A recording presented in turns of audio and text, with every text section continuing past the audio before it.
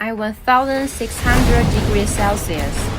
Molten iron meets willow branches, and the ancient art of iron flower display burst into a favorite expression of Chinese romance. 开炉了！ While how molten iron is flung into the air and struck by the flower roll, scattering golden specks that pierce the darkness and ignite firecrackers, cascading like a galaxy overhead. This brilliant display intertwines the blessings of Southern Henan with the bold craftsmanship of its artisans, forging a scene of radiant splendor where fire and night embrace the night.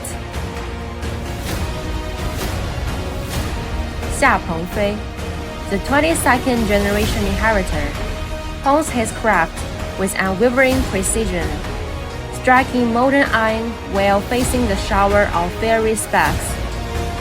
Each golden bloom tells a tale of devotion and resilience forged in flame. As the old artisans say, when molten iron fills the sky, it is not just the metal that burns, but the indomitable soul of Chinese legacy.